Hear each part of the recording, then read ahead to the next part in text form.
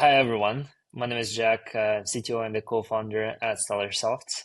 Today I'm joined by Simon Bertschinger, head of e-commerce at Namuk. Namuk is a Swiss-based premium outdoor clothing brand for kids that combines high-quality, high-performance technical apparel with sustainability and circular design. Simon has been with the company since 2020, and since then he led the migration from Magento to Shopify Plus, built the entire e-commerce tech stack for the company, and it continues to help grow the business. Simon, welcome to the show. Thanks for having me. Very nice to be here. Yeah, absolutely. Well, to start is easy, um, and learn a little bit about yourself. You spent many years in performance marketing agencies before joining the product Namuk. What made you move from advising brands to operating one? It's a very good question because it took some time. I was 8 years at an agency doing PPC, consultant, Google Ads, and so on.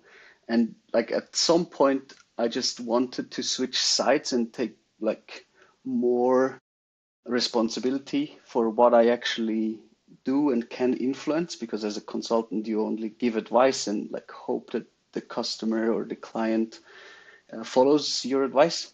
And on the brand side, you have a huge impact. So every decision you or every idea you come up with, especially in a startup, can directly be implemented and tested. And you are more reliant on yourself than on others, and that I like that, and that's why I joined, or I joined the dark side to client side with Namuk in 2020. Yes. Cool. What surprised you the most when moving from agency thinking to running e-commerce internally? Yeah, like my first job was basically within this agency, and I was there for 8 years. And when you are doing specialized consulting in Google Ads, you think this is the world, and you never understand why clients have so low priority for this huge part of their media spend. And then when I entered Namuk, I just saw how much more complex the world in e-commerce is, what other issues you're fighting with, from team building to logistics and operations to media buying in general, and not only focusing on one channel. And that was quite overwhelming at the beginning. But it's what I Hmm. was looking for, and I really love now. Okay, cool. And looking back, what skills from agency life turned out to be the most valuable in the MOOC's life? Yeah, I think in the agency, you really learn to work with a given framework, and like the budget constraints and the team you're with and so on, and then trying to make the best out of it. And this you've done for many clients, and now you have time and focus for only one project, product, client, or like yeah, your whole day now is about only one thing. And what I took the most is most probably the structured work. So you learn to deal with 8 clients at the same time, switch from topic to topic, and sell cars and products, and then do lead generation and so on. And then within the company, when you sell your own products, this kind of structured approach to tackle one challenge after each other, this really helped me um, to like grow into these other areas, not only PPC, but taking one step after the other. Awesome. Well, organization and structure is what most of the agencies deliver in terms of the mindsets of their colleagues, right? So uh, this is a good one. Now let's talk a little bit more about Namuk and its model, if you don't mind, just so the listeners know who you guys are. So you sit at the intersection of premium kids apparel, sustainability, and outdoor performance products. Mhm. What makes Namuk different from traditional kids clothing brands? Mm, In my point of view, it's kind of the purpose or the mission why we exist. and like to look a little bit back, the founder of Namuk was going outdoors with his kids a lot, and they faced the problem that the clothing was not that great in terms of quality. It was basically a lot of cheap markdowns from adult clothing, but because of the margin or the price of the product is lower, because it's a smaller product and parents don't want to spend $1,000 on a rain jacket for a kid, the price of the item is normally lower, and so big brands just copy the adult product and make cheaper add-ons like not fully taped seams, cheap zippers, and so on. And then the heavy user actually, which is the kid, which stays outside for 8 hours, has the least valuable product.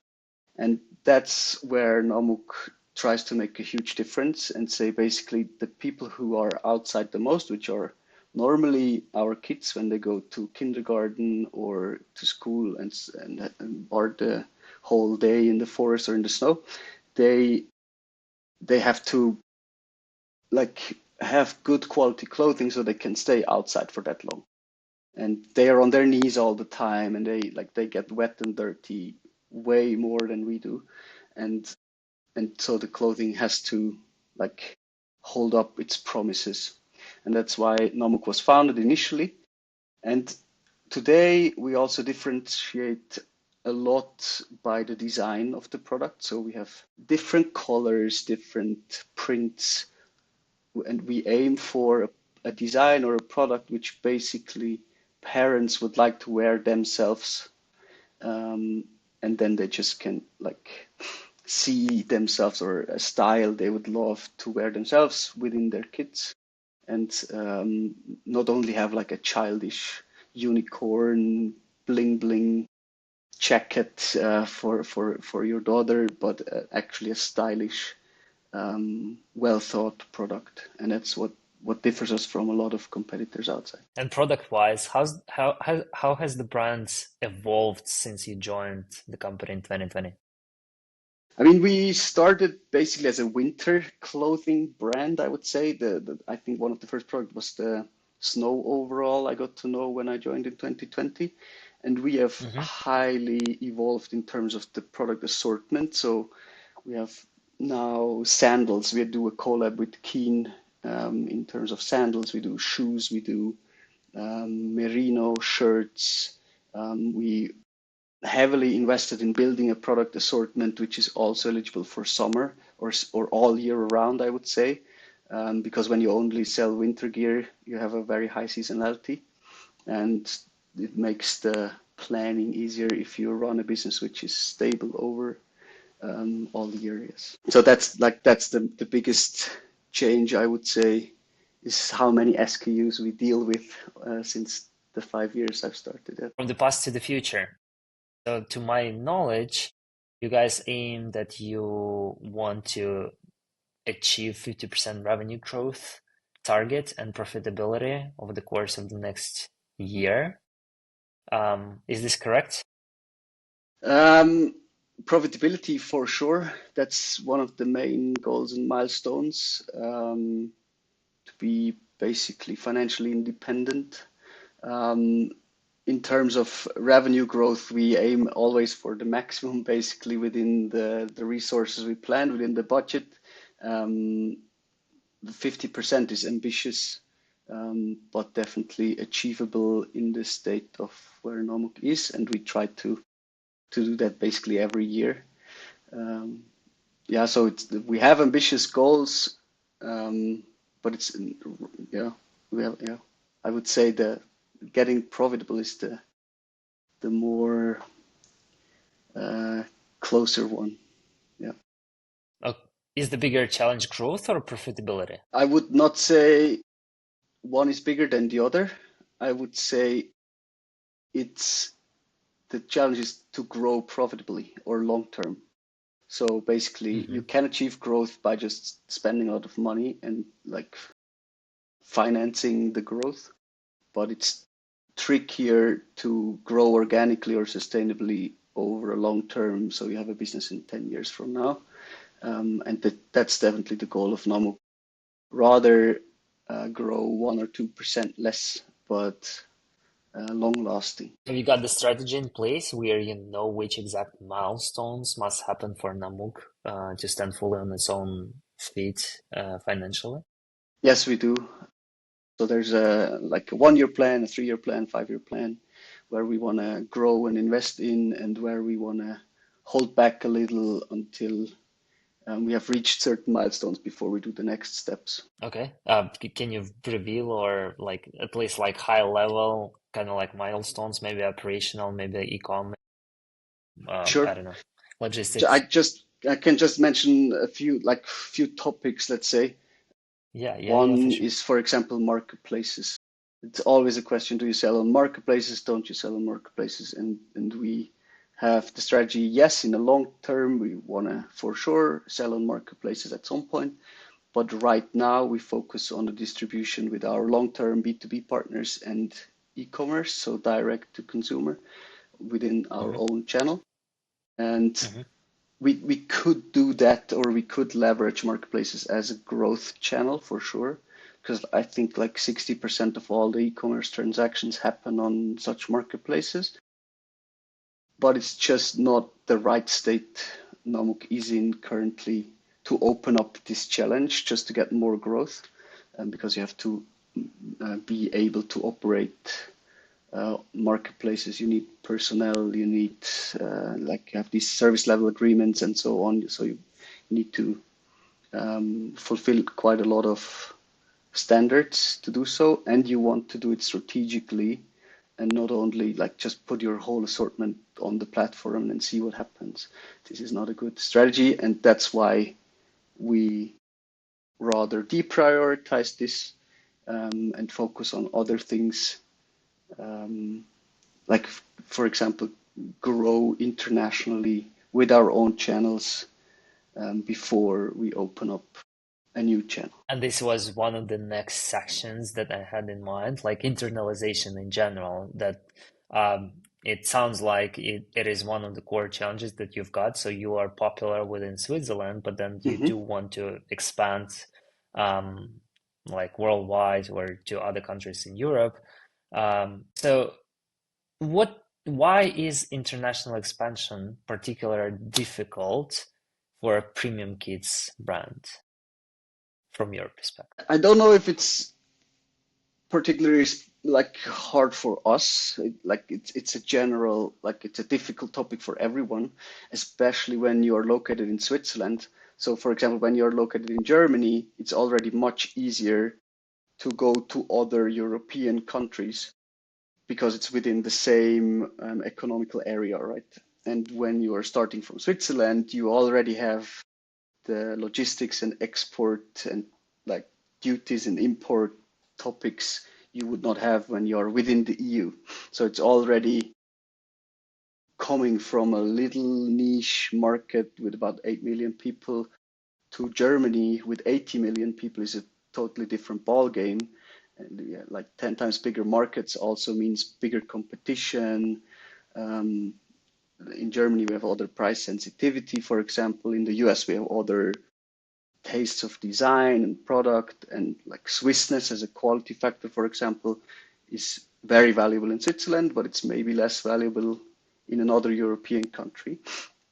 And so I don't think it's kids specific, that internationalization is a tricky thing in e-commerce, um, but it's doable. Yeah, I mean, we are selling in Europe, we are selling in the US, we have some clients in Asia, even if we don't market it. So it's doable, but it's not just that you can basically switch a button and then you're live in another country and it's the same as in your home. Look, what are the biggest barriers when entering a new market? I can imagine that with presence in the other countries, I can imagine that you have already tested something Mhm. worked, something that didn't. Maybe you can kind of like expand on that. Yeah, sure. I think one of the challenges, for example, is warehousing logistics. Where do you store your goods? Like, do you ship from one country to all? your destinations, or do you have local hubs? When you have local hubs, as we have, then the buying process is more difficult because you like basically purchase from your supplier and then you have to distribute it to all of these local hubs. So you have more challenge to have the right amount of the right product in the right size at the right location. And this is for sure something which is easier when you just operate from one warehouse in one market, for example. And then with that, there is the challenge of the returns, for example. So when customers get an order from Germany to the US and they have to return the goods, they want to be able to return it within their home country, right? And so all of these operational and logistics related topics are definitely a challenge, I would say. Then you have all these things like tariff codes. Yeah. Every country has different tariffs. You have to have different systems. Language is a topic. We operate in German and in English right now, but we could do French or Italian only in Switzerland as well. We could do other languages. That might be a challenge. That's why we focus on German speaking and English speaking markets. Hmm. You have the topic of knowing the market itself. So, like Google Ads, for example, or Meta advertising works for a Swiss client because they like this colors or they like this tone of voice or this um, USPs of our products. But German customers react totally different to our products. And that you can see like in post-purchase service, for example, why do people buy our product? And this differs per region. So you have to adapt to Hmm. that market, your strategy, your website, your maybe even your products and colors.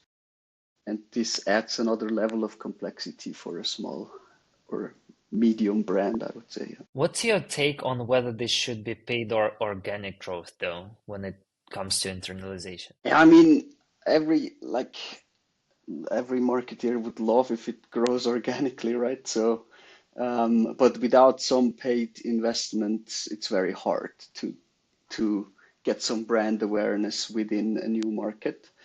There's different strategies. You can like enter a new market with a marketplace, for example, and let the marketplace do some of the work, basically to present you to their customers, and then you are more known. But it's a very tricky strategy without having some paid media budget to actually get in front of as many eyeballs as possible. How much of traffic do you get organically and on a paid basis, if you don't mind me asking? I like top of mind, I cannot even tell. I would say it's about 60% paid, 40% organic, but I would have to dive into the numbers. It also differs I per had these market, I numbers think. handy as well. Also in Per Switzerland, market, you said? yeah, it differs per market. So like in Switzerland, we have more organic traffic because we're more known, more brand traffic, more direct. And in Hmm. markets we are less known, there is more paid media share. Hmm. Hmm. Hmm. How do you avoid becoming dependent on paid growth when you have more paid traffic than the organic traffic, though? We try to invest more into organic channels, in also like if social media, for example. We Hmm. do a lot of barter deals with influencers, which we don't call as paid media currently. It's rather sending out products for visibility and reach, but less Hmm. paid corporations. We heavily invest in content in terms of blogs, newsletters. Last year, we've done a very nice project offline. We printed about 80,000 posters and were able to get some partners on board and then distributed these posters offline to kids in schools, in kindergartens, and so on. And they were able to like draw how many days they've been outdoors and which adventures they accomplished during our 100 days outdoor challenge. And this created Hmm. a lot of buzz also in the media. A lot of kids still have this poster at home in their living room, and like that's the way how we try to grow or get visibility without only spending money on the big So five. like building brand awareness, basically. Building brand awareness, yeah. We work with different partners also, for example, with hotels in Switzerland and in Germany, where we give a goodie bag or like a pair of socks or a neck warmer to the hotels, and they distribute it across their customer base. And so people get to know Namuk within a hotel, and the hotels have some like goodie bags to distribute to their clients or customers, which is a very nice collaboration. And so a lot of people also know us from when they come to Switzerland, visit the hotel, have 1 week of vacation, and then they go home with our goods without Hmm. even um, us paying for them, kind of. Okay, cool. And while having all of these different channels where you can get the leads from and like where you can build brand awareness, if you will, Mhm.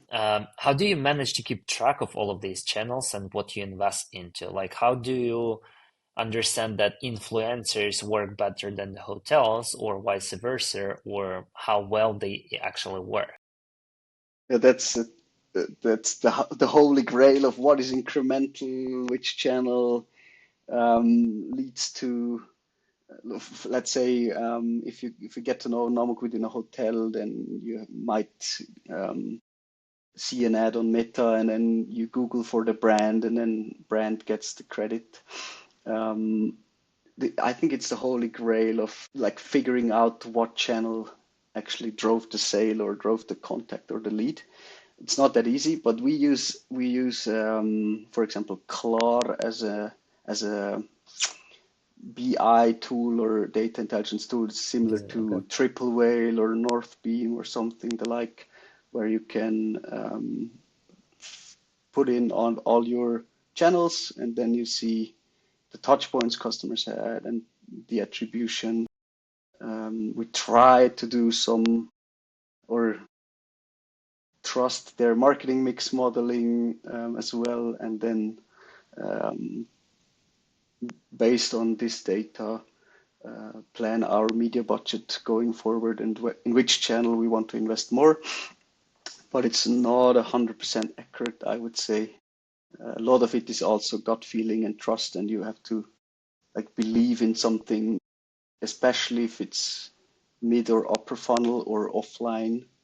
When you do events, for example, it's very tricky to measure what's the impact of an event in a new city. But we try to do some geo experiments there, and to get a glimpse or a sense of if this offline activity was useful or not. Cool. And to flow into the next section that I've got here, questions wise, when expanding internationally, what role do you think the tech stack plays in enabling the expansion? I mean, for me, it's the foundation. I was looking for the word, but the tech stack is the foundation of being able to scale for me. That's why we Hmm. also invested a lot in the past 6 years into building up a tech stack where we can grow with the tech stack. For example, by migrating to Shopify or using product information management system, which is multilingual and can work with different tools. We invested in tools or software which allow us to expand into different markets or languages or other channels even before we think about it. So basically, let's say that the marketplace topic, we would be able with the current stack to onboard onto marketplaces because we have a warehouse management system, we have a PIM where we can rather easily onboard a marketplace, for example.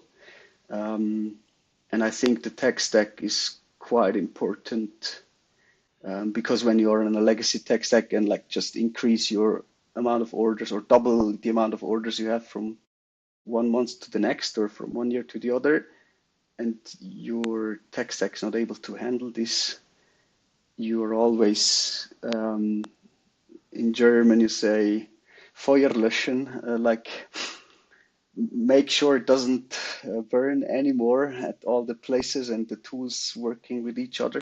So if you have a solid foundation in like technology wise, that's the baseline. It's like having Well, enough battery and Wi-Fi. That's you need that. well, that's a good point. From your perspective, what makes a brand like Namuk make a pretty hard decision to migrate from one platform to the other while being in production already? What is the Like reasoning? like why we did that, or like how can Why, someone you decide to you do that? can yeah, you can give an example, you can give the answer based on Namuk, or it can be like a general question like when should the brand consider replatforming? What Mm, are the main metrics that he or she or it should pay attention to be able to collect the data and eventually make a decision? yeah, I mean, for us, it was rather easy, I would say, to do these things because it was a lot of the time it was a first. So we first outsourced our warehouse to a 3PL, and then we needed a warehouse management system.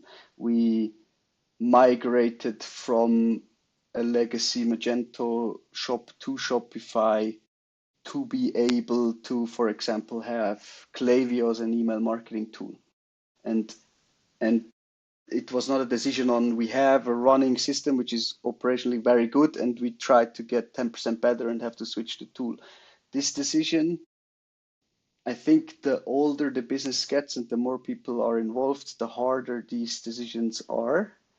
But for Namuk, it was, I mean, yeah, we were lucky to be naive enough and free enough to just do it.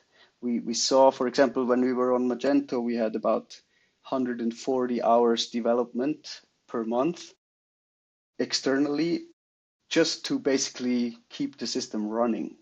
Like there, a lot of stuff was breaking all the time. Payment went out of the shop and then went back in, and it was a horror. And then when we migrated to Shopify, we saved basically 100 development hours per month ever since. So for each month, we saved 100 hours. And it was like looking back, it was a no-brainer. And we said, why didn't we do that 12 months ago? But you always need some time to research and get over the decision and then finally say, okay, let's jump into the cold water and try out something new. For the migration for us with Magento and Shopify, we tested it first. So we launched our secondhand program in Switzerland on Shopify within, I think, total time from the idea to going live was 5 months, but working on the store itself was about 3 months. And then we saw how Shopify works and how easy it is and what problems it solves. And then within basically half a year later, we migrated the rest of the shop as well. So it's cool if you can like like tackle your biggest pain points. What hurts you the most? Where do you think do you lose the most, either in terms of cost or in missed revenue? And then figure out what are the three, four best solutions on the market to tackle this. Ask some other companies which are in a similar state.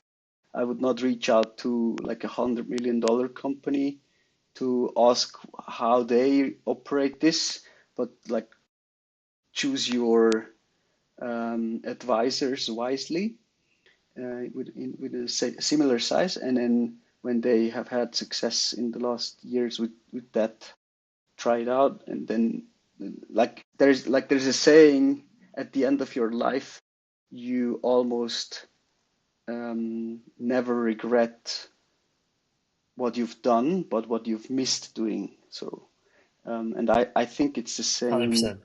or very, very similar in e-commerce and tech, which is evolving very, very fast. In 2 years from now, you rather you're sad about why didn't we do that earlier. So it needs an open mindset, try out new things, hop on this next maybe stupid idea, invest some little money, which is controllable risk, and then most of the time it was worth trying it out, at least for now in the last years. Cool. Good stuff. Thank you for the context. As far as I know, you guys rely heavily on external partners for some work, like marketing development, whatever that is, right? In terms of web development, yes, we don't have any developers in-house. So we have a partner Mm-hmm. there which works on our Shopify stores. We have support in terms of photography, for example, for our product photography, e-commerce, and lifestyle images. We have support in terms of media buying and operating Google Ads and Meta and so on. So we try to get as many specialists from the outside as possible and only build like the really critical parts in-house. And with the time and when you grow, you try to in-house more over time for sure. But at our current state, we work with a lot of partners. Yes. Well, what makes a good development partner for a growing D2C brand? I mean, it depends on the state you're in. But for us, I'm not a developer myself, but I'm responsible for the whole website and the store. So for me, a Mm-hmm. Mm-hmm. partner needs to be able to communicate with me on a non-developer level. So when I like it's like vibe coding. When I have an idea and try to formulate it in a phrase, it's good when the developer or the project manager in between understands what I want to achieve and can explain it back to me in a language I can process and understand, kind of. So this is very important for us that the communication works well. Then they have to be reliable. We are quite fast. Let's say we figure out something today, something is broken. We need to be like we need to fix it tomorrow, and we can't Mm-hmm. wait a month for the next sprint to happen. So we need some kind of flexibility on the other end as well, where we for example we plan sprints every month, but we have a flexible budget which is used for like bug fixing or ad hoc opportunities and tasks we just want to have now. Then they are able to provide that. And then like trust is also very important. We work with the same agency now for almost 4 years or more than 4 years Oh, now. wow. And It's been a partner, I can imagine. yeah, they brought us live on Shopify, and it was a good collaboration since. And we trust them, they trust us. When something is not working as expected, we talk openly about it. We don't let it like hide in the communication somewhere. We just give each other a call and say, hey, this is not working. Why is it not working? Please improve next time. And then like it's like in a marriage or in a relationship, you have to openly talk about stuff. Otherwise, they get worse and worse over time. This is great. And for people like you who are not technical, who would listen to this, given that your job is to mainly make decisions about what needs to be done on the website, to your brand, integrations, front end wise, back end wise, functionality wise, analytics wise, many different angles, right? How do you make sure that the decision you make today will not create problems in 2 years? Yeah, I'm rather risk averse, I would say. So I think about everything twice or three times before I do a decision, which sometimes is a good thing. Um, Sometimes I hear also like it's you think about it too much, but I think with the knowledge you have today, you cannot do every decision 100% correct when you look back in 2 years from now. So it's the same thing as before. Like sometimes you just don't know better. And then in 2 years from now, you would say, oh, I mean, now I know, and it would have been the better decision to do it differently. But just take every decision and moment at the time you are, consider the best option, and then go for that.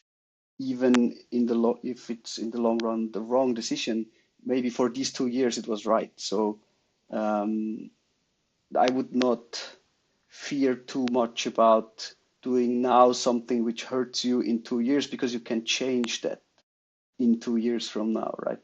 And you can go back, or there's a better solution at that point. But looking forward and say, hey, if we do this now, it hurts us in 5 years, it's just not often the right thing to drive your decisions. Um, you can So find see solutions what which are right for that time. You know, time being, right? Yeah, exactly. So evaluate everything, put everything on paper, see all the pros and cons based on what you're saying, and then if it makes financial or operational sense for the next year or two, and then you understand that long term you'll likely have to adjust these things or revamp these things completely.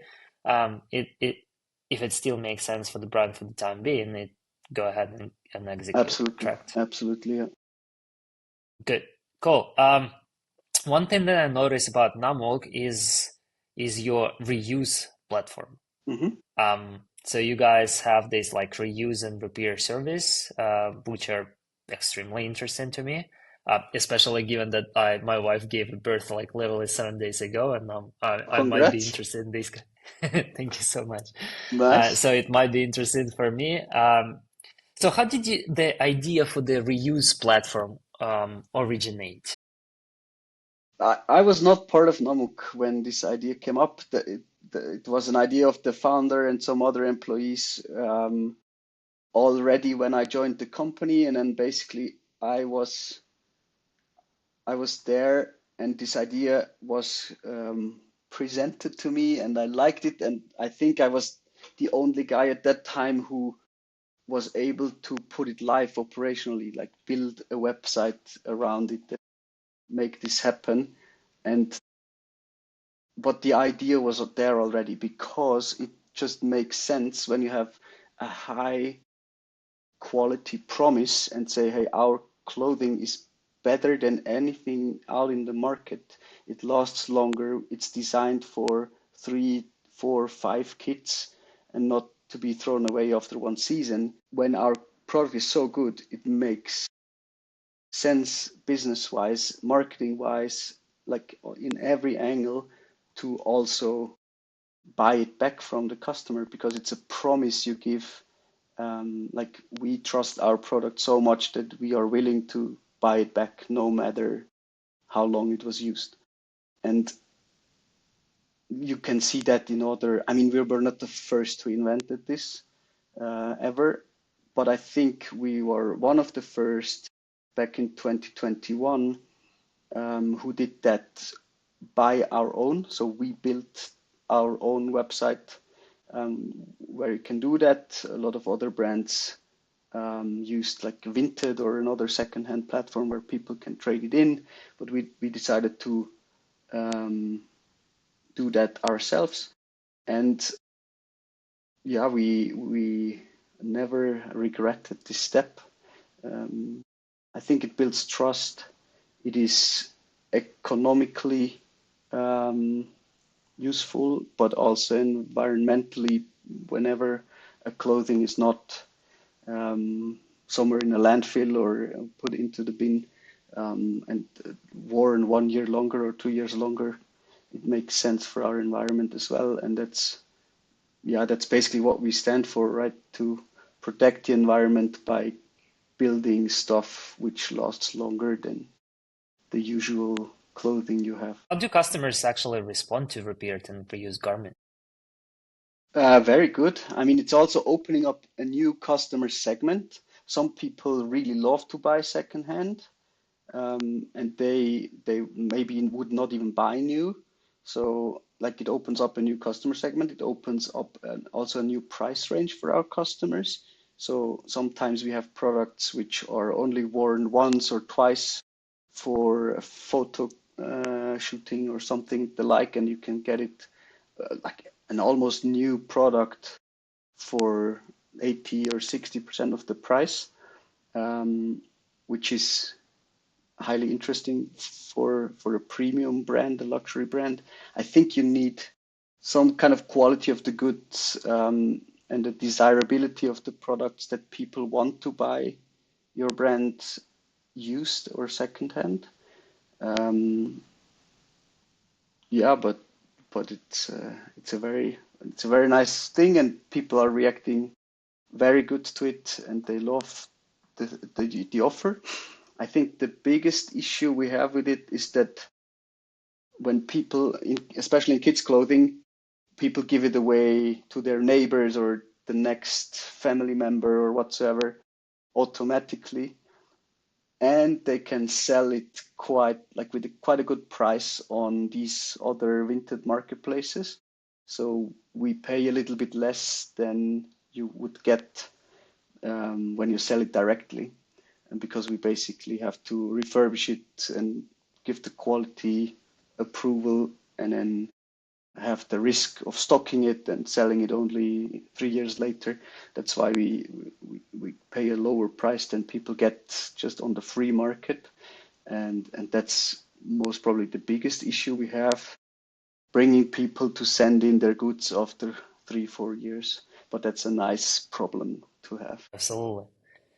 What is the biggest risk for Namuk over the next 2 years as the brand? I mean, there's a few external risks we cannot really control, like global warming and people having less kids and so on. Like, so really big stuff. When there's no snow anymore, you don't need snow overalls. But we think that this affects all outdoor brands at the same rate or pace. There is a few risk of like we need to achieve growth to be profitable, to have a sustainable business also economically.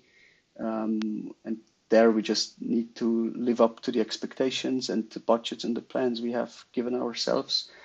And there are some environmental risks like tariffs and war and all these kind of things you never have on your radar, which could like affect the business, but it's not like the tariff situation, for example, last year. It shocked the whole economy, and then some brands had more struggle with it and some less. But you find a way to work around it at some point, some faster, some slower. And I don't see something which is like really critical for our future, which we can like it's a deal or no deal situation. Everything which comes up, we take to us and we think about it and try to solve it and go the next step. Absolutely. I mean, global issues are not controlled, right? But I mean, still, you always try to mitigate any of the risks that you might have for the business. So this is where it's coming from. So that's good that you still have these like 1 year, 3 year, 5 year plans Mhm. ahead of you, which will likely avoid any situations like that. And to wrap it up for this conversation, Simon, if you could go back to 2020 and give Mhm. yourself one piece of advice, what would it be? Poor, only one. You can give me several. That's good. I would maybe there's a few things. One is personal, which is basically how to prioritize things in life. How like Namuk was very important for me at a certain point in life, and there was only Namuk basically, and I have a family myself, three little children, and when I look back the last 6 years, I would most probably be a little bit more cautious about where you have your priorities. Um, like today, I'm in a much healthier state than I was maybe 4 years ago or 5 years ago, and I think it is very good for the business, but also for me personally. A second advice would be try out things faster. Don't like reflect on it, and like it took me 1 year to see the decision of going from Magento to Shopify. Sometimes it would have been better to move faster, fail faster, learn faster, and then go a little bit into another direction the next time instead of waiting too long. And now with the whole topic of AI, I would I would even underline that even more. Like whenever something new comes up, which has this huge of an impact ahead of you, just start to dive in as early as possible. Burn your fingers multiple times, take some money, spend it, try to learn it. And if it's nothing, try next year again. Um, I think that's yeah something which young people do better, and then when you get older, you get a little bit more risk averse. And looking back 5 years, I would say just trust in yourself, trust in your skills. There are people around you which trust you. You have a great team. Just go for it, and like people will let you know when you go into the wrong direction, and you will feel it yourself as well. Don't be so hesitant to try out new stuff, and that's what we try to do as a team from today on forwards as well. Every day we have in front of us. Great stuff. It's like angels speak with startups in Palo Alto, right? When they ask not about how many successful businesses you had, but how many How failures many you fails you have? Yeah. experienced. Hmm. Yeah, fails that you experienced in your life. And the more you have, the better they are, the better it is for you, and the more chances you'll have to get some rounds of investments. Absolutely. Great I stuff. think, Great yeah, conclusion. it's a good conclusion. Yeah. Good conclusion. Yeah. So Simon, thank you so much for joining the podcast, sharing your mindset, your thought process on the business, on the goals, on how you plan ahead, how risk averse you are, about your ReUse platform, which is something new to me. I mean, maybe it's not the first business that implemented this, but this is definitely the first business that I saw this in. Especially interesting for me with my situation right now. But again, Simon, was very great to speak with you, to learn more from you about Namuk as well. Um, for anyone who is listening, check. I'll leave the link to the Namuk's website down below. I'll leave the link to Simon's LinkedIn page down below if you want to check it out and reach out. Simon, again, thank you so much. Thanks as well for having me. It was a pleasure, and see you next time. Next time.